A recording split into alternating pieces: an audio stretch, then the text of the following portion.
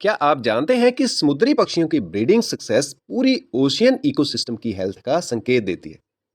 July 2026, Britain's National Trust released the annual seabird census, where Atlantic puffins on the Farne Islands showed encouraging breeding observations. और ये biodiversity conservation के लिए एक positive signal माना जा रहा है। तो सी बर्ड्स केवल समुद्र में रहने वाले पक्षी ही नहीं, बल्कि दे आर बायो इंडिकेटर्स, यानी ऐसे जीव जो हमें बताते हैं कि समुद्री इकोसिस्टम हेल्दी है या फिर नहीं। और इनका ब्रीडिंग सीजन सामान्यतः स्प्रिंग और समर में होता है। मेल और फीमेल पेयर बॉन्ड बनाते हैं, नेस्ट तैयार करते हैं, फिर 1 से 2 एग्स लेते करते हैं। दोनों पेरेंट्स मिलकर इंक्यूबेशन करते हैं और चिक को फिश तथा न्यूट्रिएंट रिच फूड खिलाते हैं। यदि फिश स्टॉक्स कम हो जाएं, ओशियन वार्मिंग बढ़ जाए या फिर पॉल्यूशन हो तो ब्रीडिंग सक्सेस तुरंत अफेक्ट हो जाती है। तो इसी कारण साइंटिस्ट हर वर्ष सी बर्ड कॉलोनीज की मॉनिटरिंग करते हैं।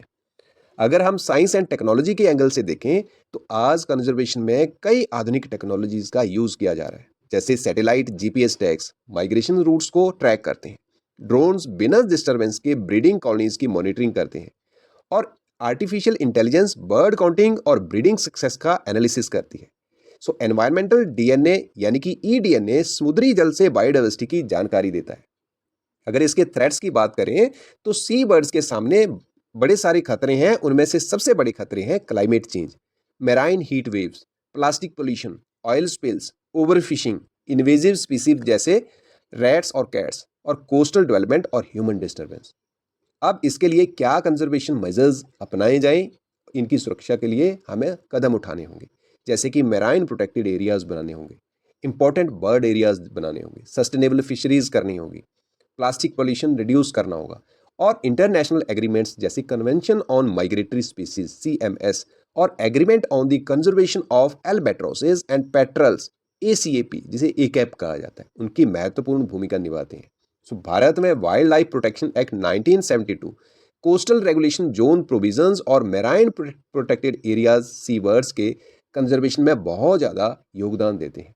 सो अगर यूपीएससी के पर्सपेक्टिव से देखा जाए तो प्रीलिम्स के लिए याद रखें एटलांटिक पफिन, जो कि फैमिली एल्सीडे को बिलोंग करता है, और ये एक्सीलेंट डाइवर है, नॉट पेंगुइन, और breeds on cliffs and offshore islands, और breeding success reflects ocean productivity.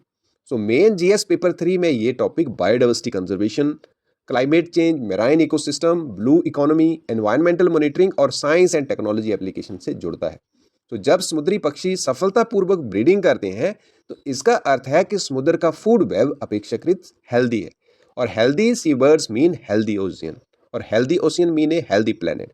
तो यदि आपको ऐसे UPSC oriented science and environment updates पसंद हैं तो काशिप एजुकेशन को फॉलो, लाइक और शेयर करना ना भूलें।